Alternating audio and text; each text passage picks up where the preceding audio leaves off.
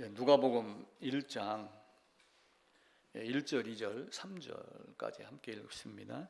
우리 중에 이루어진 사실에 대하여 처음부터 목격자와 말씀의 일꾼된 자들이 전하여 준 그대로 내력을 조술하려고 붓을 든 사람이 많은지라 그 모든 일을 근원부터 자세히 미루어 살핀 나도 데오빌로 각하에게 차례대로 써보내는 것이 좋은 줄 알았노니 이는 각하가 알고 있는 바를 더 확실하게 하려 함이로라. 사도행전 1장도 제가 읽겠습니다. 데오빌로여, 내가 먼저 쓴 글에는 무릇 예수께서 행하시며 가르치시기를 시작하신부터 그가 택하신 사도들에게 성령으로 명하시고 승천하신 날까지의 일을 기록하였더라. 그래서 이제 복음서의 마지막이 예수님의 사역과 죽으심과 그리고 부활하심과 승천하셨다라고 하는 내용까지 이제 복음서 마지막이거든요. 그리고 사도행전이 시작이 되면서 승천하시기 전에 40일 동안 가르쳤던 내용을 이제 누가가 상세하게 이야기를 합니다.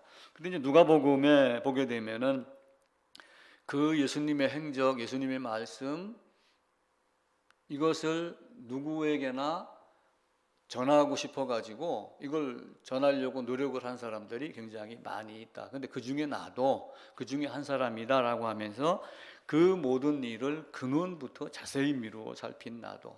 그래서 근원부터 자세히 미루어 살핀다라고 하는 이 원래의 그 원어의 뜻은 우리가 예를 들면은 형사들이 이렇게 범인을 잡을 때 만화책 같은 걸 그리게 되면은 발자국을 그려놓고 발자국 위에다가 돋보기를 딱 대놓으면서 이렇게 막 살펴가는 그림이 있잖아요. 자세히 미루어 살핀 나도라고 하는 그 미루어 살폈다는 얘기가 그런 발자취를 찾아가듯이 내가 상세하게 살폈다. 이제 그 이야기입니다. 그러니까 누가가 이제 복음서 누가복음도 기록을 했지만 사도행전을 기록을 하면서 서신서 전체에 내용에 영향을 끼친 분이 이제 누가입니다. 오늘은 신약성경의 이제 분류와 순서, 연대기 순서라고 제가 이제 중간에 이제 기록을 했었는데, 이 사복음서도 연대기가 있어요. 이제 사복음서를 기록을 하면서 이제 마가가 제일 먼저 성경을 기록을 했다라고 해가지고 왜 그러냐면은 마가 우선설이라고 하는 것이 있어요. 근데 마가복음에 많은 내용 기록된 것이 90%가 다른 마태복음 그리고 누가복음, 요한복음에 포함이 돼 있다. 그래서 이제 마가가 먼저 기록을 한 걸 이들도 참조를 했을 것 아니냐라고 하면서 이제 마가 우선설을 주장을 합니다. 그런데 이제 성경은 이제 신약 성경을 쭉 분류를 하면서 요 사복음서를 기록을 했지만 사복음서를 가지고 우리가 순서를 알기는 참으로 어려웠어요. 근데 이제 많은 분들이 연구를 해가지고 이걸 연대기 성경을 만들어 놨잖아요. 그러니까 언제가 먼저 했다. 순서를 연대기 성경. 그래서 우리는 연대기 성경을 구입을 해가지고 하나씩 다 갖고 있어요. 그래서 이제 사복음서를 쭉 그냥 순서대로 봐도 차이가 없지만 굳이 한 번 더 공부를 하려면은 연대기 성경을 펴놓고 보면은 마태, 마가, 누가, 요한을 동시에 볼 수 있어요. 동시에. 왜냐하면 한 제목을 나누고 4개를 다 기록을 해놨기 때문에 그렇게 놓으면서 순서가 있는데 이제 이 성경을 이제 보다 보면은 사복음서가 있고 그 다음에 누가가 무엇을 기록했냐면은 사도행전을 기록을 했어요. 근데 사도행전 이제 1장부터 28장까지가 있는데 이 사도행전이 기록한 이 중에 1차에서 3차 전도 여행이 있는데 요 중간중간에 뭐가 기록이 되어 있냐면은 서신서가 기록이 되어 있어요. 로마서부터 저 뒤에 히브리서 앞에까지. 그렇게 하다가 보니까 사도행전 어느 부분에는 로마서가 있구나. 어느 부분에는 갈라디아서가 있구나. 어느 부분에서는 데살로니가 전서가 있구나. 이걸 알면은 사도행전을 읽으면서 그 상황에 따라서 서신서를 같이 보며 여기에는 이런 문제가 있었구나. 혹은 이런 이야기를 듣고 사도 바울이 그들에게 이런 편지를 보냈구나 라고 하는 것을 이제 알기 시작을 하는 거예요. 우리는 그동안에 순서적으로만 이렇게 했지만 이제 우리가 시간을 두고 있기 때문에 이런 순서를 가지고 자료를 나눠드리고 하는 것은 나중에 여러분들이 자료를 가지고 강의할 수 있는 능력을 가지셔야지 돼요. 누구에게 오더라도 이걸 여행 연습을 하든지 보시고서 찾아보고 이렇습니다, 이렇습니다라고 이제 이야기를 해야지 됩니다. 그래서 오늘 읽었던 본문은 누가복음의 근원부터 자세히 미루어 살핀 나도.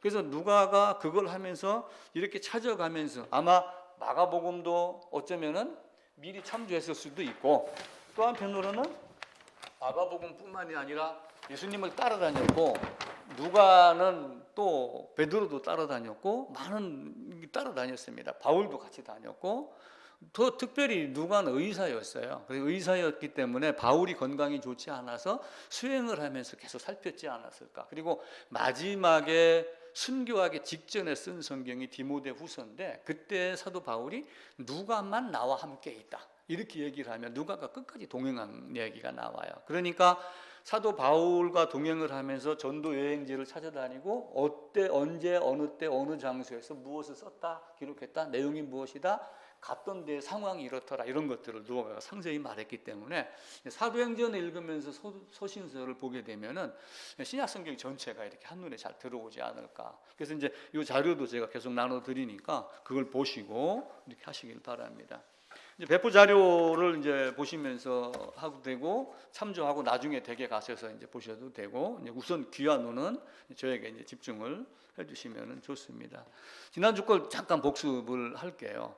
하나님이 이제 아담을 만드셨어요. 근데 아담이 하나님께 도전을 하고 그다음에 죄를 짓고 타락을 했고, 그래서 하나님이 아담을 만들었는데 흙으로 만드는 아담에게서 하와가 나왔으니까 아담과 하와는 한 몸이다. 그러니까 너는 내 뼈 중에 뼈요, 내 살 중에 살이다라고 하면서 아담과 하와가 하나라고 하는 걸 강조를 해요. 그래서 제가 아담에게서 나온 하와를 지난주는 아담의 마음 안에 있는 생각이라고 하는 걸 하와로 대치를 해가지고 제가 말씀을 드렸어요. 근데 에덴 동산에 아담과 하와가 같이 있었다 없었다 사람들은 이야기를 많이 해요. 같이 없었다, 그런데 나중에 했다, 아니 같이 있었다, 봤다. 근데 그건 우리가 알 수가 없어요. 성경이 기록하지 않으니까.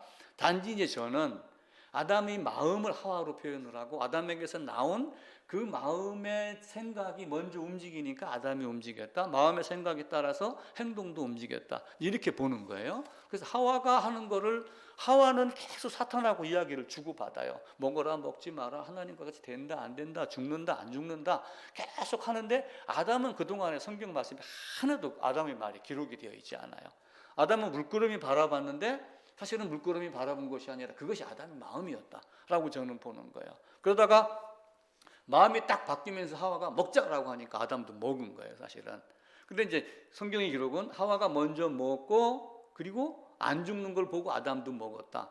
신라곤이라는 소설에 보면은 사탄이 하와를 딱 어디로 밀치냐면은 아담을 선악과에 있는 나무로 갖다 딱 밀친다고 그래. 만지지도 말라 했는데 만졌어도 너는 죽지 않았지 않았느냐. 그러니까 먹어도 죽지 않는다.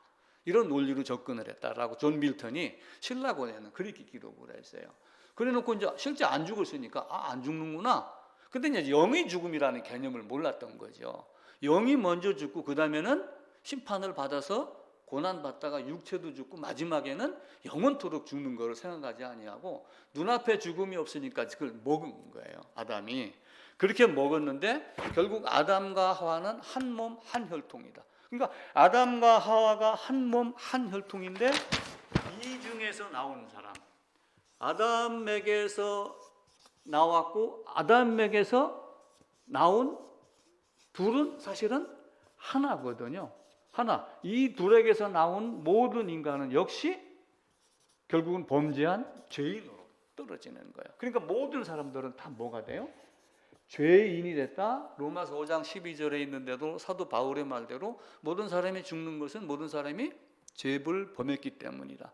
한 사람이 죄를 범했지만 모든 사람이 범한 것이다 라고 말을 하는데, 고린도서에 가게 되면은 한 사람이 모든 사람을 대신하여 죽었으니까 모든 사람이 죽은 것이다, 이렇게 말씀을 하셔요. 그러니까 대표성을 명확하게 갖다 부여를 하는 거예요.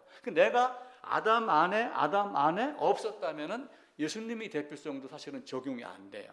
그래서 첫사람 아담의 대표성이 있었기 때문에 마지막 아담의 대표성이 있는 거예요. 아담이 범죄했기 때문에 나도 범죄하였노라.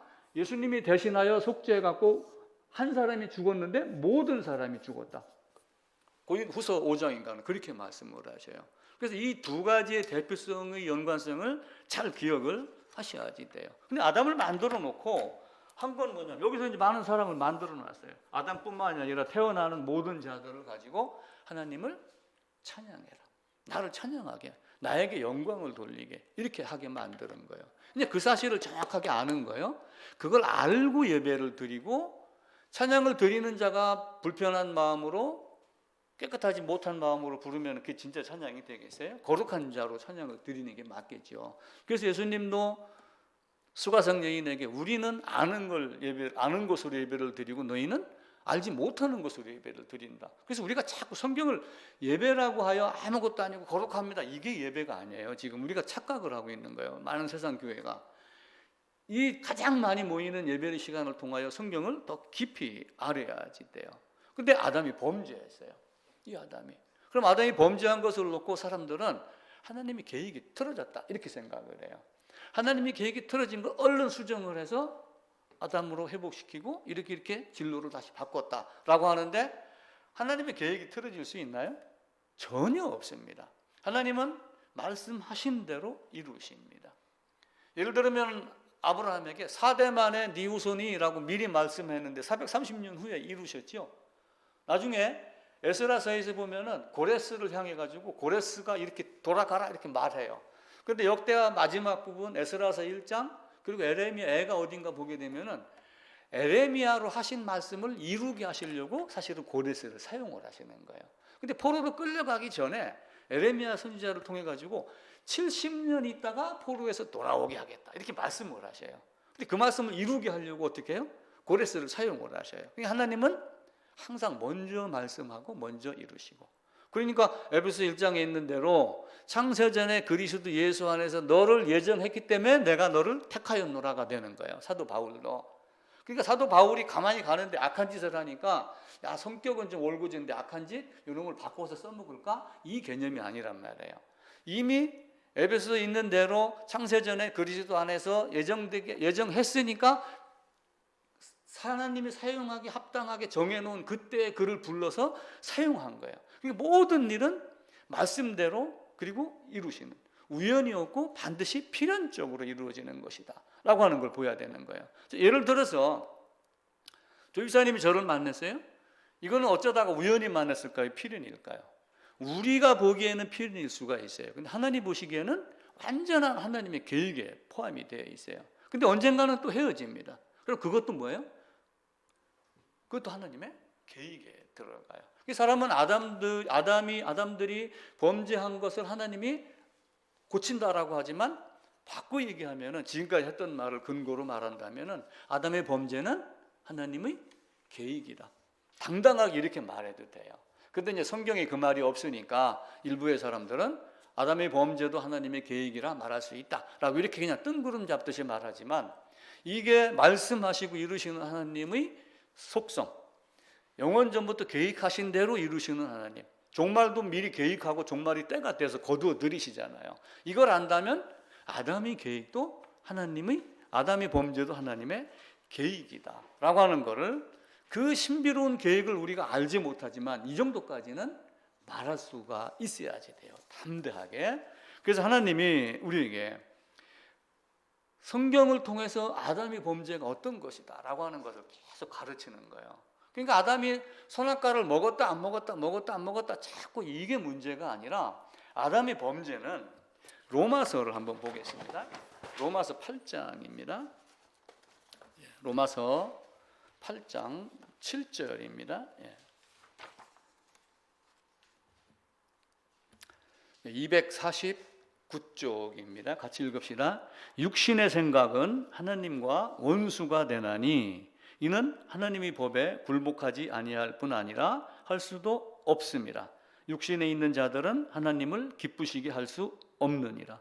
7절의 그 첫 줄만 한번 다시 읽어봐요. 육신의 생각은 하나님과 원수가 되나니. 이 원수가 뭐예요? 원수. 옛날에 우리 군대에 가고 또 우리 초등학교 다니고 국민학교 다니고 할 때는 북한 괴뢰 원수, 괴뢰 원수 이렇게 가르쳤어요. 원수는 적이에요, 적. 그러니까 영어로 enemy, 그렇게 우리가 이야기를 하잖아요. enemy. 그 적대감을 갖는 것. 야, 전쟁이 일어나요. 전쟁이 일어나요. 뭐 요번에 뭐 동해상에서 한미일 뭐 이렇게 군사 훈련을 하니까 또 이재명 씨가 또 한마디 했더라고요. 친일 뭐 해갖고. 그러니까 걸고 넘어지면 한없이 걸고 넘어지는 건데, 그러니까 또 누가 또 말을 댔더라고요. 그럼 노무현 대통령이 인천항까지 들어오지 않았느냐? 왜 자꾸 친일 프레임 이런 걸 갖고 정치 싸움을 하느냐? 이렇게 얘기를 하는 거예요. 근데 일본이 우리에게 왔었을 때 36년 그 치욕을 갖고 우리는 그걸 지금 계속 지금 우려먹는 거예요. 쉽게 얘기하면은. 중국은 그걸 툭 털었어요. 그러니까 중국하고 일본하고는 나름대로의 관계는 괜찮아요. 근데 우리는 이제 그렇지 못하고 있는 상태죠. 일본이 만약에 이제 들어와 갖고 다시 적대감이 생겼다. 그럼 일본 놈들은 때려 죽여야지 돼. 외놈들 막 이랬잖아요. 그게 원수, 적대감. 이게 여기 나오는 원수가 되나니 에너미가 되나니 하는 그 이야기입니다. 근데 이 에너미의 또 같은 동의의 말이 영어로 엔톰이라고 하는 게 있어요. 적대감이라고 하는 거예요. 적대감. 이 적대감을 육신의 생각은 하나님과 원수가 되나니, 그러니까 바꿔 얘기하면은 하나님이 여기 계셔요. 근데 아담이 여기 있으면서 하나님을 바라보는 시각이 어떤 시각이었을까? 우리가 고민을 한번 해봐야지 돼요. 그냥 아담이 실수로 누군가가 유혹을 해서 잠깐 실수로 먹었어, 이렇게 생각할 거냐? 아니면 아담이 하나님을 원수같이 여기고 대적했었느냐? 어떤 게 맞겠어요? 대적했다라고 하는 이 말이 맞는 거예요. 자, 원수는 엄청난 극히 피할 존재예요. 제가 프린트물을 다시 한번 그 아침에 어제 저녁에 갑자기 생각이 나가지고 그림을 새로 하나 그려서 아침에 이제 프린트라고 나눠 드렸습니다. 거기 보면은 아담의 위치, 아담의 상태가 있어요. 자, 하나님이 어디에 있냐면은 아담이 여기 있고 하나님이 아담을 창조했어요. 그러면은 아담의 위에 누가 있어요? 하나님이 있는 거예요. 그럼 천사는 어떤 존재예요? 천사가 나보다 높을까요? 높지 않을까요? 천사는 나보다 낮아요. 히브리서 1장인가에 보게 되면은 천사를 부리는 영, 구원받을 자를 섬길 영으로 미리 준비를 해놓은 거예요. 그러니까 천사는 나보다 낮은 존재예요. 사자, 호랑이, 곰 나보다 높아요, 낮아요? 낮아요. 왜? 아담이 이름을 지어줬잖아요, 동물은. 그러니까 아담보다 낮아요. 근데 뱀의 모양으로 왔어요. 그럼 나보다 위에고 나보다 아래예요. 그럼 나보다 위에 있는 사람 말을 드려야 돼요? 나보다 아래에 있는 사람 말을 드려야지 돼요? 당연히 빵을 만드는데 회사에서 이렇게 이번에 이 제품 나왔어, 이렇게 만들어야 돼. 그런데 교육생이 하나 와가지고 아닙니다, 이겁니다 할 때 그 말을 듣나요? 내려온 지시사항을 받죠. 똑같습니다. 나의 위에냐 나의 아래냐. 나는 중간 위치예요. 중간 위치. 그래서 아담은 어떤 면에서는 중간에 있는 자, 중간자, 이런 모습이 돼요. 그럼 당연히 먹어라 먹지 마라 라고 하는 것을 여기서 아담에게는 준 거예요. 선악을 이렇게 만들어 놓고, 야, 이건 생명이야, 이건 먹어야 돼, 이거는 사망이야, 이건 먹으면 안 돼, 죽어, 반드시 죽어. 그러면 어떻게 해야 돼요? 누구의 말을 들어야지 돼요? 하나님 말을 들어야죠. 싫어 한 건 뭐예요? 난 당신 싫다, 그 얘기예요. 거부한 거예요. 적대감을 가지고 한 거예요. 이게 존 오웬이라고 하는 청교도의 유명한 신학자가 있었어요. 이분이 이제 옥스포드대 학장까지 하신 분인데, 청교도 그러면 대표적으로 존 오웬을 이야기를 해요. 이 양반이 로마서 8장 7절을 놓고 아담의 범죄는 단순한 실수가 아니라 하나님을 향한 대적이다, 이렇게 해석을 한 거예요. 저도 그 말에 동의를 합니다. 자, 어떻게 해요? 먹어, 그럼 먹어야죠. 근데 이거 거부하고 이걸 먹었잖아요. 사탄은 어떤 존재예요? 사탄은 누가 유혹해서 범죄했어요? 퀴즈. 사탄은 누가 유혹해서 범죄했어요?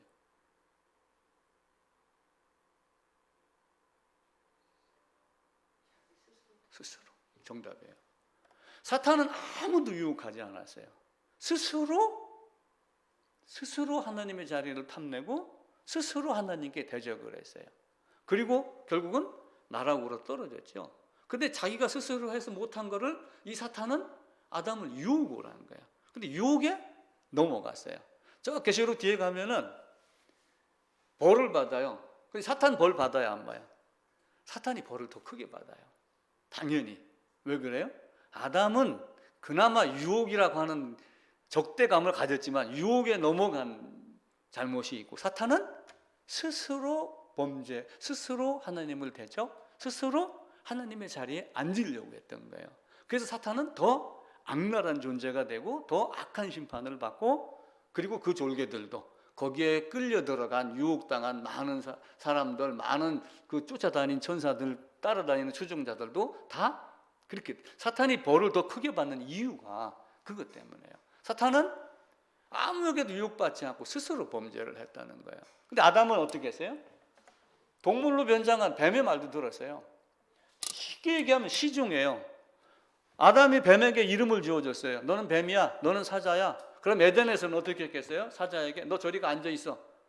그러면 앉아 있겠어요? 안 앉아 있겠어요? 전도성가에 보면 제가 지금 못 찾겠어요.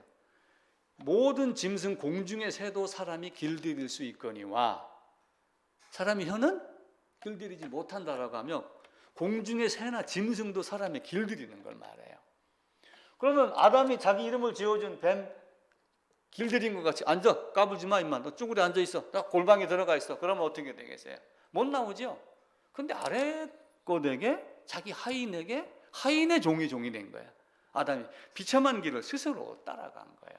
그러니까 에덴이 네 가지로 구분을 해요. 그러니까 무죄 시대가 있어요. 무죄 시대가 있고 죄인, 죄악의 시대가 있어요. 그러니까 인간의 본성이 뭐냐면, 그러니까 아담의 후손으로 태어난 모든 사람들의 본성은 뭐냐면은 죄. 결국 성경에서 죄라고 나온 단어를 여기다가 죄인이라고 붙이는 버릇을 우리가 가져야지 돼요. 예수께서 내 죄를 가져가셨다 이렇게 얘기하지만 죄인을 붙이지 않으면 성립이 안 돼요. 오이에서 오이 하나 땄어요. 또 열려요, 안 열려요? 물론 꽃 핀 거는 그 다음에 또 안 열릴 수 있겠지만은 계속 열려요, 열매는. 근데 뿌리를 뽑으면 어떻게 돼요? 안 나잖아요. 그러니까 죄인이라는 개념을 가져야 돼요. 그러니까 무죄의 시대는 에덴에서의 무죄의 시대예요. 그러니까 여기는 참 평화로운 곳이에요. 우리가 에덴에 그린 그 명화나 성화 이런 걸 보게 되면은 진짜 막 사시사철, 과일에 뭐 꽃 날아다니고 막 이런 게 많아요. 근데 범죄하는 순간 이는 어떻게 했어요? 사탄의 말을 듣고 선악과를 먹는 순간 그에게는 죄가 들어오고 하나님을 대적했기 때문에 하나님과의 관계가 단절이 돼요. 너는 더 이상 나하고 관계가 없는 자. 하나님이 거부한 게 아니라 사실은 아담이 스스로 떠난 거예요. 스스로 떠났으니까 너하고 나하고는 관계가 없어. 관계가 단절되니까 영의 공급을 못 받아요. 그럼 어떻게 돼요? 인간이 타락한 존재가 되죠. 그럼 결국은 육체의 죽음도 돼요. 휘발유 지금 가득 넣었어요. 더 이상 주유소가 없다. 그럼 가다 보면 언젠가는 앵꼬돼서 차가 멈추겠죠. 그 기름통이 크냐 작냐를 놓고 사람들은 장수냐 단명이냐 이걸 갖고 따지는 거예요. 에덴에서 그렇게 무죄의 시대를 살다가, 근데 이 무죄의 시대가 몇 년인지는 아무도 모르는 거예요. 이제 지구의 어떤 흙덩어리나 돌덩어리 뭐 이런 거 석탄 가지고 탄소 측정법 뭐 이런 걸 가지고 연대 측정법을 가지고 몇 년이다 이걸 생각을 하는데 그 설이 맞다 틀리다를 또 과학자들이 이야기를 해요. 그러니까 우리는 아담이 나오는 시점 이전에는 따질 필요 없어요. 난 그건 몇 년인가 모른다. 뭐 100억 년이든 50억 년이든 그게 나하고 무슨 상관이 있어요. 긴 시간 동안 있었는데 아담이 범죄해서 지금의 유한한 세상이 다시 시작이 됐다라고 보는 거예요. 그러니까 이때는 제가 이제 그림을 그려놨죠. 어떻게 그렸어요? 아담이 여기에 이렇게 있고 여기다가 이렇게 할 거냐 이렇게 할 거냐. 그러니까 이 아담은 또 하나의 중립의식에서 죄를 지을 수도 있고 안 지을 수도 있어요. 그런데 이 상태에서는 어떻게 돼요? 죄인이니까 죄를 지을 수밖에 없는 존재. 여기는 죄를 지을 수 있는 존재. 근데 원하면 죄를 짓지 않을 수도 있어요. 근데 그렇게 하다가 우리 주님이 오셨어요. 그래가지고 구속받은 자, 구원받은 자 시대의 은혜 시대가 이루어져요. 물론 은혜 시대는 전체가 다 은혜 시대예요. 은혜 언약의 옛 시대, 은혜 언약의 새 시대 이렇게 말했잖아요. 그냥 구속받은 걸 기점으로 한다면은 은혜 시대인데 이 안에 사는 사람들 구원받은 자 죄 져요, 안 져요? 권사님 왜 죄 져요? 죄 지면 안 되는데 왜 그래요? 근데 죄를 짓지 않을 가능성이 있는 거예요. 말씀에만 충실하고 말씀에만 탁 꽂혀서 따라가고 나를 죽이면 여기는 죄를 지을 가능성이 있는 존재. 여기는 죄를 지을 수밖에 없는 존재. 어려서부터 악하고 항상 악하고 그 노아 시대에 얘기를 했듯이 여기는 죄를 짓지 않을 가능성이 있어요. 똑같은 내용이 여기에 딱 이렇게 옮겨다 놓는 거예요. 그런데 안 질 수도 있긴 있어요. 죄를 짓지 않을 수. 그래서 이때 성화 과정을 거치는 거예요. 연단을 받고 그걸 잘못하면 고통을 주고 고난을 줘서 더 바르게 살도록 하는 모습을 갖는 거예요. 그러다가 주님이 오시는 종말이 딱 되면 어떻게 돼요? 이게 영광의 시대가 되는 거예요. 영광, 영원의 시대. 이때는 죄를 짓고 싶어도 전혀 지을 수 없는 존재로 바뀌어요. 그러니까 인간이 이런 상태로 이해를 하면 더 쉽겠죠, 그죠? 죄를 지을 가능성이 있어요. 짓지 않을 가능성도 있고. 근데 죄를 짓지 않을 가능성이 있기 때문에 여기는 아마 죄를 지을 가능성이 있다. 이렇게 구별해서 말하기를 아마 사람들이 좋아했을 거예요. 지을 수밖에 없는. 그러다가 짓지 않을 수도 있는데 여기서 까딱하면 죄를 짓는단 말이에요. 저도 이건 나 이러면 안 되는데 이런 마음 상태가 설교하면 안 되는데 저도 후회할 때가 많아요. 여기는 다시는 이전 것이 기억나지 않게 하겠다. 이때가 되면은요 엄청난 세상이 와요. 로마서 8장 아까 7절을 봤어요. 그 뒤에 19절부터 볼게요.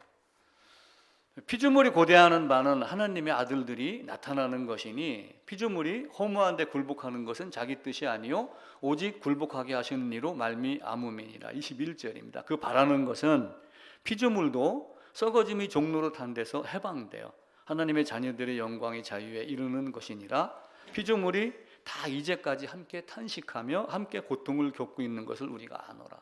자, 왜 이런 말씀이 기록이 되어 있을까요? 자, 위에 아담의 위에 하나님이 계셨어요. 아담의 밑에 타락한 천사가 있어요. 여기에 또 우주 만물이 다 있어요. 이들의 머리는 누구예요? 아담이에요. 아담의 머리는 그리스도 하나님 머리를 잃어버린 존재가 된 거예요. 여기는 관계가 끊어졌으니까 타락했으니까 또 다른 길을 가지 못하는 빈 머리가 없는 존재가 된 거예요. 하나님의 말씀을 거부함으로 타락이 됐으니까 아담 타락으로 말미암아 만물도 타락을 하는 거예요. 그래서 사자가 더 작은 걸 약한 걸 잡아먹고 혹 지나가다 배고프면은 나도 잡아먹히고 곰도 잡아먹히고 서로 물고 뜯고. 만약에 늑대가 갔는데 늑대가 한 100마리 있다고 해보세요. 내가 그 안을 걸어 들어가면은 늑대가 가만히 있겠어요? 으르렁 하다가 내가 발길질 한번 하면 나로 달려 들어가고 피맛을 보면 살을 뜯어 먹겠죠. 왜 그런 일이 일어날까요? 타락했기 때문에 그래요. 그럼 에덴에서는 그런 일이 있었을까요? 없었을까요? 없어요. 그러다가 죄인의 시대, 은혜의 시대에도 이 피조물들도 탄식을 하며 하나님의 아들들이 나타나기를 원하고 구원받아서 빨리 새로운 세상, 영광의 세상, 종말의 세상, 영원한 세상, 하나님과 함께하는 영원. 그 영원이라는 건 죽지 않는다 이런 개념이 아니에요. 물론 죽지 않는 개념도 있지만 한편으로는 하나님과 함께하는, 하나님의 영광과 함께하는, 하나님의 명령에 절대 복종, 불복종의 개념도 없는 거예요. 그냥 순종하며 사는 그런 상태가 됐었을 때는 이사야에서 제일 마지막에 봐보세요. 사자가 소처럼 풀을 뜯을 것이며, 이사야서 11장, 이사야서 35장 보면은 뱀의 굴에 손을 넣어도 물지 아니하며 그런 세상이 오는 거예요. 이게 회복이 되면 이 만물도 그렇게 바뀌어 간다라고 하는 것이 우리에게 준 이런 단계별로 가는 거예요. 그러니까 우리는 지금 죄악의 상태에 있는 사람이 있고 은혜의 시대 상태에 있으면서 죄악 중에 성품이 좋아가지고 착한 일을 하는 사람이 있고 이 중에서도 성질이 더러워서 가끔 죄를 짓는 사람들도 있고 그러는 거예요.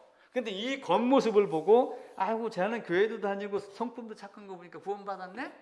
이건 아니라는 거예요. 죄사함의 개념은 저는 교회 다니는 게 왜 이렇게 못됐어? 근데 이제 우리가 서신서를 쭉 보면은 못된 친구들이 많았던 거예요. 그래서 사도 바울이 막 편지를 꾸짖은 거예요. 네가 왜 그렇게 했느냐? 너 요때 기다려놓고 지금 내일 모레 올 거야 해놓고 싸놓고서 먹고 일도 안 하고 있어? 저런 게으른 놈하고는 상대도 하지 마. 바울이 많은 말을 하는 거예요. 하나님은 우리에게 이렇게 주는 거예요. 그러니까 동물, 식물도 마찬가지고 다 그렇게 돼요. 아담대로 아담 지음받고 범죄하고 자신이 왕이 되려고 했고 타락했고 그리고 관계가 끊어지고 자 아담이 관계가 하나님과 관계가 단절이 됐어요. 하나님이 공급하는 어떤 사랑, 은혜가 딱 단절이 되니까 여기가 뭐가 돼요? 타락한 존재, 악한 존재가 바뀌는 거예요. 그럼 여기서 나온 자들은 악한 존재가 나오겠어요? 안 나오겠어요? 성품이 좋을 수는 있지만 다 악한 존재가 나오는 거야. 그러니까 인간끼리 뭐가 일어나요? 전쟁이 일어나는 거예요. 싸움이 일어나고 시기, 미움, 질투, 사건, 이간질 이게 지금 다 일어나는 거예요. 근데 새 예루살렘에 가면은 이게 일어나겠어요? 안 일어나겠어요? 다시는 죄를 범할 수 없는 곳에 가니까 그때 가면 이게 없어지는 거예요. 이게 회복이 되는 거예요. 그러니까 새 예루살렘은 우리가 상상할 수 없는 만약에 내 아들이 내가 열심히 지금 얘기합니다. 아기 태어나면서부터 코로나가 생겨가고 교회도 못 가고 그런데 당장 오늘부터 가서 등록하고 다니고 해갖고 성경 배우고 예스 하겠습니다. 다짐도 하고 했습니다. 근데 만약에 내가 아들이 안 왔어요. 아들이 신앙생활을 잘못해갖고 손자도 안 왔어요. 딸도 안 왔어요. 그럼 새 예루살렘에 가서 내가 어떻게 하겠어요? 땅을 치고 통곡하겠어요? 안 하겠어요? 안 해요. 왜냐하면 거기는 이전 것이 생각나지 않기 때문에 그래요. 그런데 지금 여기서는 안타까운 거예요. 만약에 거기 가는데 권사님이 없다? 내가 없으면 난 나한테 죽을 줄 알아. 내가 말은 그렇게 하지만 실제는 가면은 김관임 선생님 없기만 해봐니 죽을 줄 알아. 근데 그때 가면 사실은 생각이 안 나요. 왜냐면 그때는 하나님의 영광만 있기 때문에 그래요. 그래서 지금 여기서 함께 가자를 계속 이야기를 하는 거예요. 아담은 대리 통치자예요. 모든 걸 다 위임받은 거예요. 대리 통치자의 위치가 지금으로 말하면 국무총리예요. 1인 지하, 만인 지상. 모든 옛날 영의정을 보고 그랬어요. 1인 지하, 한 사람 밑에만 있고 모든 사람이 위에 있는 존재가 영의정이다. 아담이 딱 그 모습인 거예요. 근데 아담이 어떻게 했어요? 스스로 요셉을 한번 봐보세요. 요셉이 애굽에 갔는데 총리가 됐어요. 근데 바로가 뭐라고 그랬냐면 네 위에는 나만 있다. 나머지 네가 알아서 다 해. 이렇게 한 거예요. 그 요셉의 자리가 요 자리인 거예요. 근데 에덴의 요셉은 넘어졌고 애굽에 있던 요셉은 쓸데없는 것들이 딱 침범해 오니까 보디발의 아내가 접근하니까 안 돼! 하고 탁 잘라버리잖아요. 차이가 있는 거예요. 같은 인성을 갖고 있더라도 신성이 있는 것과 없는 것에 차이가 있어요. 그래서 우리도 그 신성이 충만 아래 살지 못하면은 반드시 어떤 모습으로 와요? 엉뚱한 모습으로 오는 거예요. 엉뚱한 모습으로 떨어질 수가 있어요. 근데 이제 하나님이 사람으로 오셨어요. 창세전의 계획대로 사람으로 오셨고 아담을 회복시켰고 그럼 아담이 회복되니까 이제 어떻게 해요? 점점 회복이 완성이 되면은 유대인들도 우리가 아니면 안 돼요. 왜냐하면 하나님이 이방의 계획은 유대인을 거쳐서 이방인에게 갔다가 이방인의 충만한 수가 들어오면은 그냥 종말되면서 유대인까지 이렇게 그들도 사실은 이방인의 수가 차기를 기다리는 거예요. 그럼 피조물들도 그래서 이렇게 이야기를 해요. 새가 노래를 불러요. 막 가을이다. 어제 뉴스에 보니까 오늘 주말 아니면은 못 볼 경치가 하나 있다. 매년 하루만 뭐 개방을 한다. 거길 가봐라 뭐 이런 게 뜨더라고요. 가면 새소리가 있다. 시냇물이 졸졸졸졸 흐른다. 그럼 시냇물이 졸졸졸졸 흐르면은 아름다운 소리잖아요. 아름다운 소리 가치잖아요.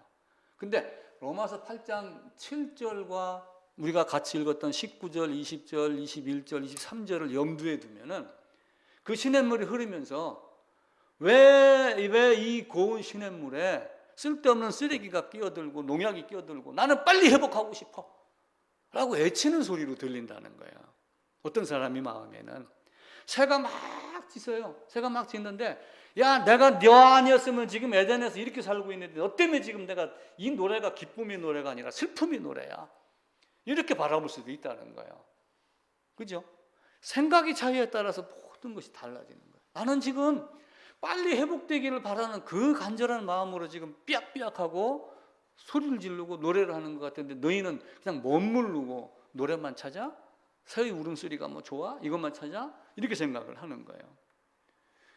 아담을 지으시고 그 다음에는 어떻게 했어요?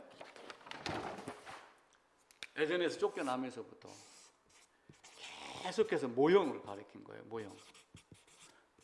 모형은 실물과 비슷한 걸 갖다 놓고 만드는 게 모형이에요.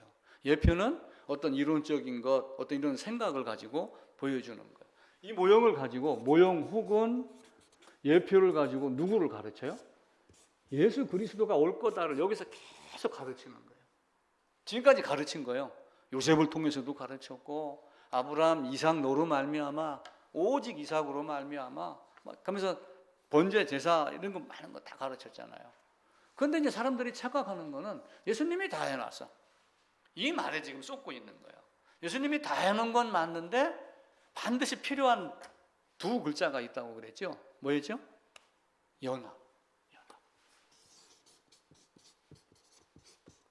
연합이에요. 에덴 안에 있는 아담 안에 내가 연합이 없었다면 나는 죄인 아니에요. 전혀 아담이 혈통이 아니었다면 나는 죄인이 아니에요. 근데 아담에게서 나온 두 사람의 혈통을 갖고 있기 때문에 나도 죄인이 되는 거예요. 근데 예수님이 오셔갖고 예수님이 오셨을 때는 어떻게 했어요? 다윗의 혈통으로 왔지만 요 아담의 씨가 아닌 뭐로 오신 거예요? 성령 잉태 오신 거예요. 지난주 말씀드렸던 것 중에 하나는 그 지난주하고 어떤 말씀 드렸어요? 사탄이 하와를 건드린 거예요. 우리가 드러나는 걸로만 봤을 때는 아까는 제가 어떻게 말씀을 드렸냐면은 아담의 마음에 있는 마음의 생각이 하와다.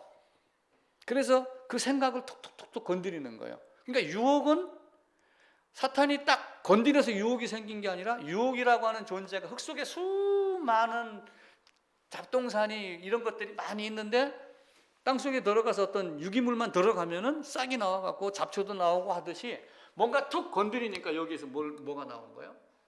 갖고 있던 생각 중에 하나님께 도전하자. 이게 나온 거예요. 근데 이걸 우리 육신의 눈으로는 여자에게서 했으니까 나중에 누구를 통해서 와요? 여자? 하와 대신 마리아. 마리아를 통해서 다시 생명이 들어온다. 성령 잉태된 그리스도 예수의 복음이 처녀 마리아를 통해서. 범죄는 에덴의 처녀 하와를 통해서. 생명은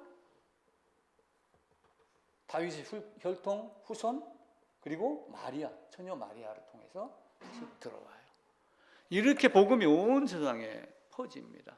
그래서 예수님은 하나님의 위격, 삼위 하나님이 아들의 위격으로 이 땅에 왔고 성령 잉태하여 오셨지만 그 성령 잉태하여 오심이 다윗의 혈통으로 오셨지만 그 다윗의 혈통으로 오신 것이 아담의 혈통을 이어받은 것이 아니라 아담의 씨가 아니라 아담이 범죄하기 이전에 순수한 아담이 그 씨 자체가 씨가 아니라 여자의 육신을 통해서 마리아에게서 성령 잉태만 돼가지고 죄인의 모양, 육신의 모양으로만 오셨기 때문에 그에게는 죄가 없다라고 하는 개념을 설명을 쭉 드린 겁니다. 자, 오늘은 이 내용을 이제 앞부분에서 말씀을 드렸고, 이렇게 해서 시작이 된 게 이제 뭐예요? 이렇게 해가지고 구약이라고 하는 성경 말씀이 끝나는 거예요. 여자의 후손으로 가겠다 해갖고 여자의 후손으로 여기서 태어나고 약 30년 지난 다음에 33년 공생의 3년 그래가지고 예수님이 십자가에 달려 돌아가신 거예요. 그렇게 해서 이때부터 신약 성경이, 이때는 구약 성경이 이렇게 해서 출발을 합니다. 그러니까 신약 성경은 마태, 마가, 누가 복음이 있잖아요. 우리가 이제 사복음서 이야기를 하잖아요. 마태, 마가, 누가, 요한. 이렇게 해서 일반적으로 우리가 사복음서 이렇게 이야기를 하기도 하고, 혹은 이걸 갖다가 역사서 이렇게 보기도 해요. 역사서. 그러니까 두 가지로 구분을 해요. 학자들마다. 한 사람은 이것도 역사서로 보자. 그리고 한 사람은 그냥 사복음서다. 이렇게 구분을 하거든요. 그래서 신약성경 분류 1번에는 역사서 5개 해가지고 사복음서 그리고 사도행전. 왜냐하면 사도행전도 쭉 역사가 있잖아요. 그리고 이제 그 역사 중간중간에 뭐가 있어요? 서신서가 끼어들어간다라고 하는 것. 그런데 이 서신서가 끼어들어가기 전까지 예수님이 십자가에 달릴 때가 AD 약 30년경이에요. 그리고 요한계시록 쓸 때가 95한 5년, 96년, 약 100년으로 잡아요. 그럼 요때까지 사복음서, 사도행전, 사도행전에서 빠져나간 서신서, 그리고 나머지는 그냥 이걸 가지고 계속 살아내는 거예요. 바꿔 얘기하면은 예수의 복음 하나 가지고 먹고 사는 거예요. 가수들 히트한 노래 한 곡까지는 평생 먹고 살아요. 거기다가 히트한 노래 부르고 다른 거 노래 한두 곡 섞어가지고 행사 다니고 그렇게 해요. 히트곡이 몇 개만 되면은 금방 집 사고 차 사고 땅 사고 그렇게 해요. 우리는 뭘 갖고 먹고 사냐면 요것 갖고 사는 거예요. 요거 하나 가지고. 그러니까 결국 구약에서 뭘 쭉 얘기해요? 예수 오실 거다라고 하고 예수께서 오셔서 무엇을 했느냐? 요거 한 가지 하는 거예요. 교회 와가지고 예수 믿으면 축복받습니다. 이 말에 앞으로 속지 마세요. 절대로.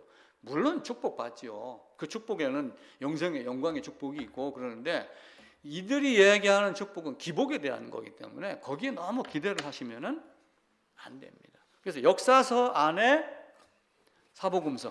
근데 사복음서도 공통된 관점. 그래서 공관복음 해가지고 마태, 마가, 누가를 같은 관점으로 보는 거예요. 요한복음은 하느님의 영에 대해서, 복음에 대해서만 거의 일방적으로 이야기를 해요. 그렇게 하다가 보니까 이제 공관복음과 사복음서, 요한복음 해가지고 사복음서 플러스 사도행전 이렇게 해가지고 역사서. 그리고 이제 요 사도행전이 쭉 나가면서 여기에 뭐가 포함이 된다고 그랬죠? 서신서.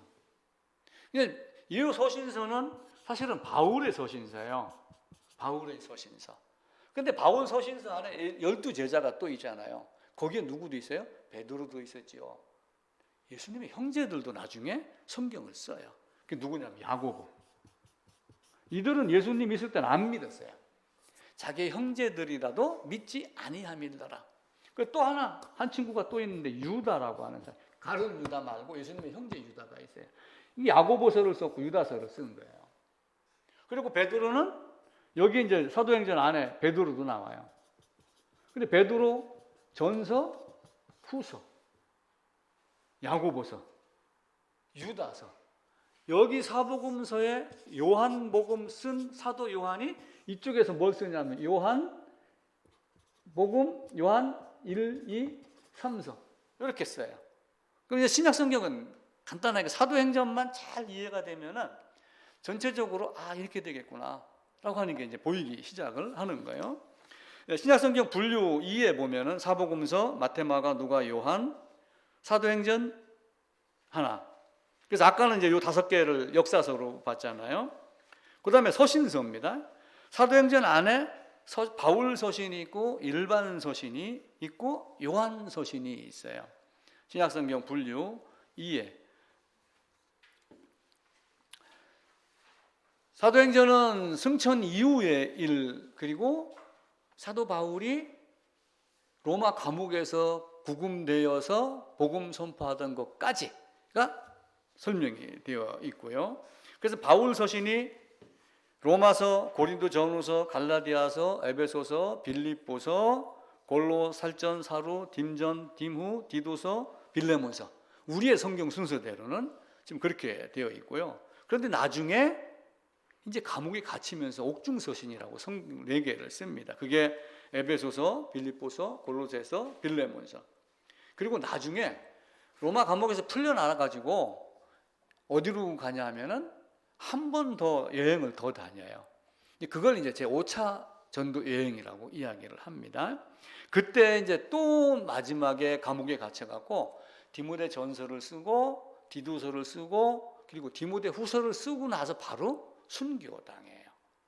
그리고 이제 마지막 목회 서신은 성경 순서는 디모데 전후서, 디모데후서, 디도서인데 디도서를 읽는 순서는 뒤에서 다시 말씀을 드릴게요.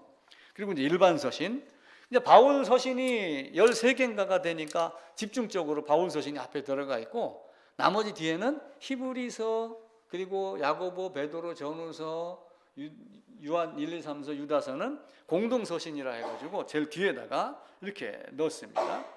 그 일반 서신 그 밑에 보면은 마태복음 13장 55절 제가 기록을 해놨죠. 이는 그 목수의 아들이 아니냐? 그는 이제 요셉을 얘기하는 거예요. 그 어머니는 마리아, 형제들은 야고보, 요셉, 시몬, 유다라 하지 않느냐? 요 중에 야고보하고 유다가 야고보서와 유다서를 써요. 그리고 이제 요한 서신, 그리고 요한 계시록까지 요한이 쓰는데 거의 이제 서기 100년 안에 다 해결이 됩니다. 그 도표에 보게 되면은 연대표를 해놓은 게 있어요. 연대표. 이제 기록 시기는 약간의 차이가 있어요. 학자들마다 또 그 책을 사갖고 이렇게 조사해 놓은 걸 쭉 살펴보면은 어떤 사람은 62년, 어떤 사람들은 뭐 59년 이런 차이가 쭉 있는데 제가 이제 신대원에서 배웠던 걸 근거로 연대를 기록 시기를 쭉 기록을 해놨고 기록자는 아까 말씀드린 대로 마태, 마가, 누가, 요한까지. 그다음에 사도행전 누가입니다.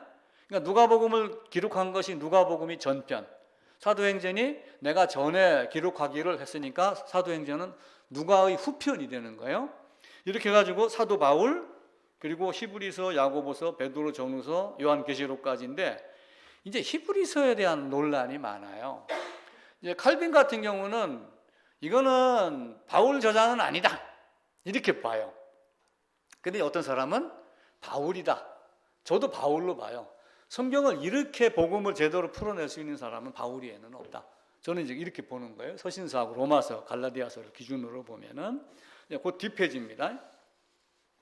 사복음서 기록 내용은 제가 다음 주 이제 계속해서 할 거니까 사복음서도 보면은 처음에 앞부분에 예수님의 나심에 대한 내용이 있어요. 족보가 있으면서 1장 1절부터 16절, 그리고 마가복음에는 그 내용이 없고 누가복음에는 3장에 예수님의 족보가 있는데 마태복음 1장의 족보는 위에서부터 쭉 내려옵니다. 아브라함, 다윗부터. 그리고 누가복음은 요셉부터 거꾸로 올라가 가지고 아담 그 위에 하나님이다. 이렇게 하면 거꾸로 올라가요. 근데 요한복음에는 족보는 아닌데 말씀이 육신이 되어 오신 성육신에 대한 내용이 1장 1절부터 18절까지 기록이 되어 있어요. 예수님의 출생 기록은 1장 17절, 1장 1절 해갖고 나와 있고 마지막 일주일은 제가 여러 번 말씀을 드렸어요. 마태복음은 21장부터, 마가복음은 11장부터, 누가복음은 19장 28절부터.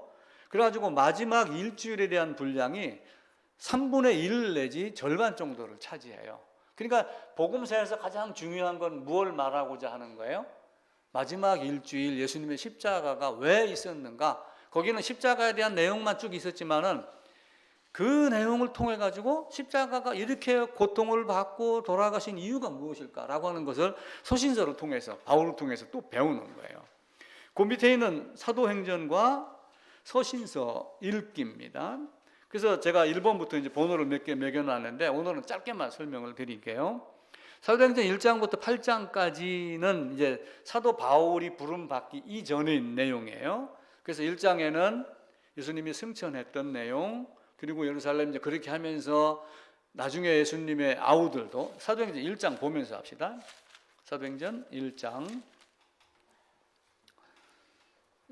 9절에 보면은 이제 구름이 가리어서 올라가는 거를 제자들이 이제 바라보지 못하는데 하늘로 간 그대로 다시 오겠다. 이렇게 말씀하시는 것이 1장 9절, 10절, 11절 이렇게 나옵니다. 그러다가 14절에 가면은 여자들과 예수의 어머니 마리아와 예수의 아우들과 더불어 마음을 같이하여 오로지 기도에 힘쓴다. 모인 무리의 수가 약 120명이 된다. 그래서 사도행전에 120명 문도라고 하는 말을 사용을 하기를 이걸 근거 얘기를 하는 거예요. 근데 여기에 이제 예수님의 육신의 형제들이 이전에는 믿지 아니하다가 믿는 자로 바뀐 거예요. 예수의 어머니도 마음에다가 그 말을 뒀지만 주저주저 했었는데 그때 그다음에는 어떻게 해요? 믿는 자로 바뀌는 거예요.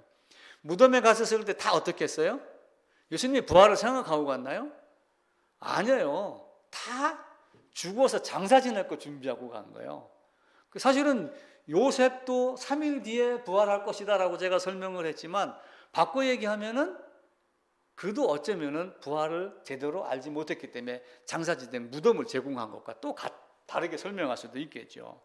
이렇게 하다가 이제 오순절이 이르면서 교회가 생기기 시작을 해요. 그런데 2장 9절에 보면은 여러 동네에서 나오는 사람들이 있어요. 2장 9절, 10절, 11절, 10절에 보면 로마로부터 온 나그네들이 있어요. 그래갖고 이 로마로부터 온 나그네들이 있었기 때문에 로마 교회가 세워져요. 근데 사도 바울이 실질적으로는 로마로 전도 여행을 간 적이 없어요. 나중에 가이사랴에 가서 상소함으로 로마로 압송돼 갖고 거기서 죽는 건 때문에 로마는 밟았지만 실제로 로마에 간 적은 없어요. 그러니까 이 오순절 때문에 많은 교회 땅에 이제 교회가 생기기 시작을 해요.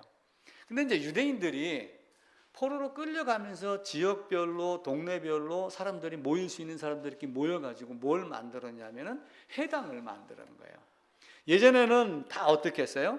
예배는 오직 예루살렘 성전에서 드려야지 된다. 이런 개념을 갖고 있는 거예요. 그러니까 포로로 끌려가고서도 처음에는 어떻게 했어요? 성전을 바라보며 기도하고 다 이렇게 했어요. 그런데 이제 실질적인 생활 면에서는 어떻게 바뀌어요? 군데군데 뭐가 생겨요? 말씀 전하는 회당이 생기는 거예요. 이 회당으로 모여서 예배를 드렸고 예수님도 여길 가서 했고 사도들도 회당에 들어가서 복음을 전파했고 근데 이 회당이 지금 생각하면은 교회의 형태로 바뀌는 거예요. 한 군데로 여러 군데로. 그래서 가톨릭 같은 경우는 지역별로 딱 정해 놓잖아요. 어느 지역 이사 가면 어느 성당으로 출석해라. 그런데 어떻게 해요? 사도행전 9장에 가면은 7장, 8장부터 이제 그 스데반 얘기가 나오다가 8장에 가면은 박해를 받음으로 흩어져요. 흩어지면서 교회가 온 세상으로 이렇게 퍼지기 시작을 합니다. 근데 이제 중요한 건 뭐냐? 사도 바울이 전도 여행을 다니는데 이때부터 약간 처음에 논란이 생겨요.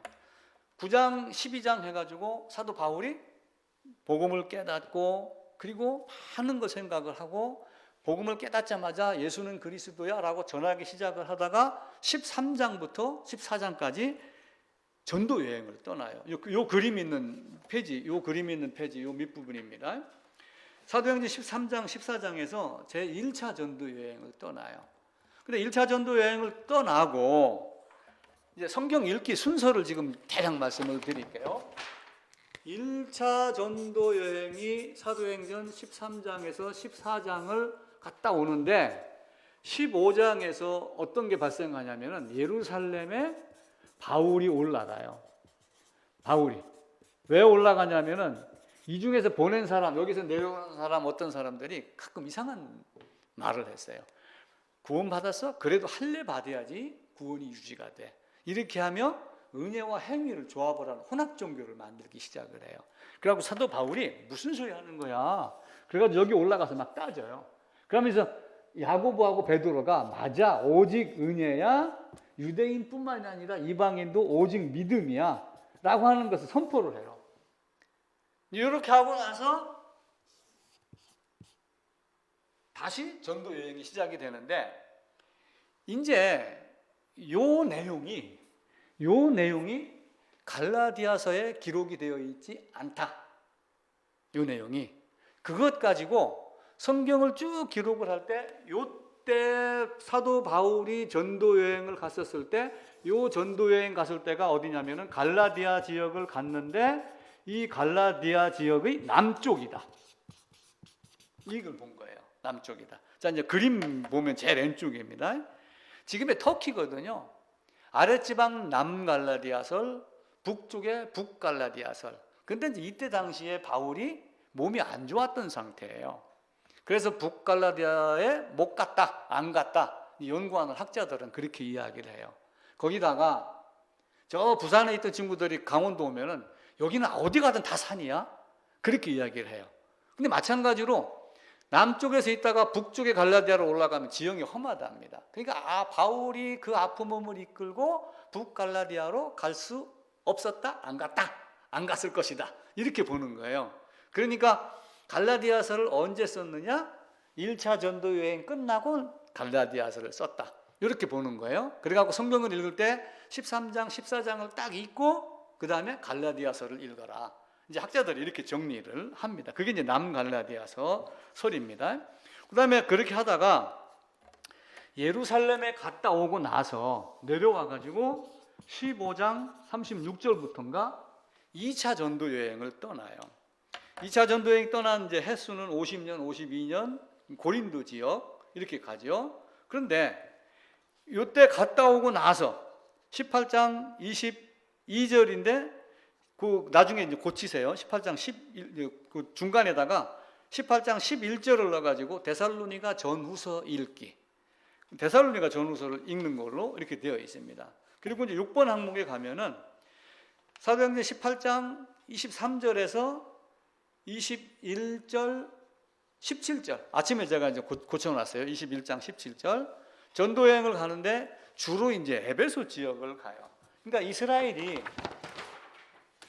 이렇게 있으면은 여기가 이제 예루살렘이에요. 여기가 예루살렘인데 주로 요 위쪽에 안디옥이라고 하는 지역이 있었어요. 그래서 수리아 지역이 안디옥해서 수리아 안디옥 그래요. 근데 안디옥 이쪽에 또 하나 있어요. 여기가. 성경에 보면 안디옥이 또 나오는데 여기는 비시디아 안디옥. 그래서 일반적으로 안디옥 그러면 여기를 얘기를 하는 거예요. 그래서 안디옥을 기점으로 여기를 갔다 이렇게 이야기를 해요. 그러니까 처음에 1차 남갈라디아설 그러고 이쪽으로 갔는데 하나님이 어디로 보내냐면은 마게도냐로 보내요. 그래갖고 이쪽에 고린도 쪽을 먼저 가요. 그러니까 로마가 가까운 쪽으로, 이탈리아 쪽으로. 이게 2차가 돼요. 그러다가 나중에는 어디로 가냐면은 세 번째는 요 에베소 지역으로 가는데 터키의 이쪽 편으로 요 에베소 지역에 7개 지역이 있어요. 에베소서 그리고 뭐 빌립보 그냥 계시록에 보면은 빌립보 교회, 두아디라 교회 뭐 이런 거 나오잖아요. 거기에 대한 내용이 나오는 거예요. 이렇게 해가지고 중간 성경 읽기를 만들어 놓고 6번, 7번, 8번 그리고 7번 끝에 옥중서신 읽는 거 그리고 디모데 전후서 읽는 거 공동서신 읽는 거 이 순서를 기록을 해놨거든요. 그래서 이 부분은 이제 다음 주부터 좀 찾아가면서 더 한번 보는 걸로 그렇게 하겠습니다. 그래서 오늘은 지난주 말씀드렸던 아담의 범죄 순서에 대해서 말씀을 드린 거예요. 물론 아담에게서 나온 하와가 아담의 생각이었다. 아담과 같은 몸이 된 여자의 모습, 여자에게서 죄가 들어갔기 때문에 여자 마리아에서 나왔다. 아담의 혈통이 아니라 다윗의 혈통이지만 씨는 아담의 씨가 아니라 아담의 혈통이 아니라 성령 잉태로 오셔서 죄 있는 육신의 모양이나 죄가 없는 존재, 인성 안에 신성이 충만함으로 죄를 지을 수 없는 존재로 이 땅에 오셨기 때문에 그에게는 죄가 없고 죄를 알지도 못하는 존재, 예수님이 오신 것, 이 얘기를 이제 말씀을 드린 거예요. 그리고 아까 얘기를 드렸던 것 중에 꼭 기억해야 될 거는 우리가 지금까지 제가 쭉 설명을 드렸던 거는 아담이 여기 이렇게 있는데 아담에게 선택의 기회가 있었다. 근데 이제 하나님의 의도는 뭐예요? 사실은 여기서 이렇게 되는 게 아니라 하나님의 의도는 너는 반드시 이걸 먹어야지 돼. 최종 목적은 그거예요. 그러니까 영광의 시대에 가서는 이런 존재로 만드는 거예요. 근데 그 중간에는 어떤 게 있었어요? 범죄하고 죄의 시대, 은혜의 시대가 있고 여기는 무죄의 시대가 있고 여기는 영광의 시대가 있고. 근데 중요한 게 위에 하나님이 있고 아래에 동식물, 그리고 사탄, 천사 이런 것들이 있다. 사탄, 천사, 사탄 다 아담보다 위에요, 아래예요? 아래요. 밟아야 되는 거예요. 밟아야 될 존재. 근데 아담은, 하와는 이 존재의 말을 듣고 하나님께 도전을 한 거예요. 로마서 8장 7절 아까 말씀드렸죠. 원수가 되나니 하는 그 원수가 영어로 enemy, 적군이라는 거예요. 서로 지금 소련하고 우크라이나하고 지금 싸우고 있잖아요. 엄청난 싸움이에요. 지금 뭐 바이든은 핵전쟁을 거의 내다보고 있을 정도로 어제 토요일 신문에는 그렇게 나오더라고요. 근데 소련에서 어떤 그 잠수함에 싣고 가서 터뜨리는 어뢰가 있답니다. 그게 만약에 100메가톤급이라고 그러면은 히로시마 원자폭탄의 약 6,700배의 우력이 있대요. 그걸 만약에 미국 근방에 가가지고 바다에서 터뜨렸다 그러면은 해일이 일어나는 쓰나미 파도가 높이가 500m가 된답니다. 전문가들의 예견에 의하면. 그래서 이쪽 터뜨렸다 그러면 미국은 가운데 라스베가스 빼놓고 나머지는 다 그냥 물에 가라앉는, 그렇게 바뀐대요. 예전에 케네디 대통령이 있었을 때 쿠바하고 핵전쟁 직전까지 갔었어요. 근데 나중에 이제 후에 기록에 보게 되면은 그 후르초프인가 하는 소련의 서기장이 핵폭탄을 누르려고 이렇게 하다가 자기가 못 눌렀대요. 안 눌렀대요. 안 누른 이유가 나중에 나와. 너무 무서웠다. 딱 그거 한마디예요. 그걸 누름으로 인해서 생기는 이 지구의 재앙이 너무 무서워서 자기는 이걸 안 눌렀다. 안 눌렀기 때문에 그 사람은 2년 동안 버티다가 권자에서 사실은 밀려났죠. 근데 나중에 난 안 누른 이유가 너무 무서워서 그랬다. 그러는 거예요. 근데 종말의 모습을 계시록 앞에서부터 쭉 보게 되면은 지금 우리가 염려하는 핵전쟁 그 이상입니다. 3분의 1이 막 쓰러지고 저리 나가고 무너지고 깨지고 다 이렇게 하잖아요. 3분의 1, 3분의 1, 3분의 1. 그러다 마지막 순간에 어떻게 돼요? 생명책에 기록되지 못한 자는 다 영원한 유황불에 들어간다. 그리고 생명책에 들어간 자의 삶의 모습 딱 드러내고 성경은 딱 끝납니다. 우리는 지금 무엇 해야 돼요? 물론 이 땅에서 복 받고 돈 벌고 하면 좋죠. 누릴 줄 알으면 누리셔야 돼요. 근데 그게 안 된다면 겸하여 섬길 수 없느니라 라고 하는 것도 한편으로는 매달려야지 돼요. 그래서 하나님은 우리에게 많은 걸 가르쳐요. 우리가 구약에서 에덴 범죄 많은 걸 얘기하지만 최종 목적지는 예수님이에요. 그리고 예수님이 어떻게 다 해놨는데 마지막 결과는 이거다. 그럼 난 어떻게 살을래? 그 사는 과정 중에 잘 사는 사람, 못 사는 사람을 향해서 사도 바울이, 베드로가, 야고보가, 유다가, 요한이 1, 2, 3, 4 써가면서 그래 살지 마 제발, 그 얘기를 쓴 거예요. 그리고 너희는 진짜 잘 살고 있구나. 아담이 범죄해서 하나님과 관계가 단절되니까 타락했어요. 죄인 됐어요. 썩은 존재가 됐어요. 가시덤불 엉겅퀴가 나요. 그런 존재에서 나온 사람들, 죄인마다 다 갈등을 갖고 있는 존재니까 사람끼리도 문제가 생기는 거예요. 땅 차지하고 싸우고 더 많은 것, 높은 것 차지하려고 하고 있고, 가정 내에서도 막 싸우고, 친구끼리 싸우고, 학교에 학폭 나오고, 이게 막 나오는 거예요. 근데 마지막 순간에는 어떻게 돼요? 다시는 이전 것이 없다. 소와 염소가 풀을 먹고 있듯이 어린 양하고 사자가 함께 풀을 뜯고 함께 뒹굴고 놀고 파라다이스가 되는 거예요. 그 파라다이스의 모습이 우리에게 다가올 날이 저는 그렇게 멀지 않았다고 생각을 해요. 저는 물론 그 전에 하나님 나라 가겠죠. 인류학자들 얼마큼 내다보는지 모르지만 아주 오래 전부터 그 종말에 대한 걸 이야기를 해요. 그 소련 핵 어뢰가 지금 잠수함을 타고 어디로 갔는데 못 찾는답니다. 이 속에 있어서. 그 어뢰 이름이 뭔지 알아요? 신문 보고 깜짝 놀랐어요. 종말의 날. 어뢰 이름이. 그 둠스데이라고 하는 그걸 만드는 그 이유가 있더라고요. 그 둠스데이 종말의 날이라는 영화가 2008년도에 나왔답니다. 그걸 따가지고 핵 어뢰를 종말의 날이라고 이름을 붙인 거예요. 만약에 그걸 푸틴이 정신 안 차리고 눌렀다. 미국 워싱턴 어디 한 군데 떨어졌다. 그럼 미국은 가만히 있겠어요? 만약에 이북에서 자 뉴욕으로 포탄 몇 개 날렸다. 실제로 쐈다 그러면 미국에서 가만히 있겠어요? 그건 한국 땅 바라보지도 않아요. 한반도를 향해서 무조건 수백 발씩 쏴 날리죠. 그럼 중국, 소련 가만히 있어요? 세상은요, 순간돼요. 어느 순간 어느 이상한 사람 한 번에 딱 버튼 누르면은 고레스가 돌아가라 라고 딱 명령을 했듯이 눌러라 라고 딱 명령하는 사람이 있게 돼 있어요. 그래서 우리는 복음에 철저해야지 됩니다. 여러분이 나눠주시는 자료 잘 챙겨서 꼬박꼬박 공부하셔갖고 나중에 자식들 앉혀놓고 가르치세요. 가르쳐서 하나님 나라 함께 꼭 손잡고 동행하다가 오셔야지 됩니다. 그게 아니면 우리의 만남이 얼마나 억울하겠어요. 참 아름다운 만남이 새 예루살렘에서 이어지기를 늘 기도합니다.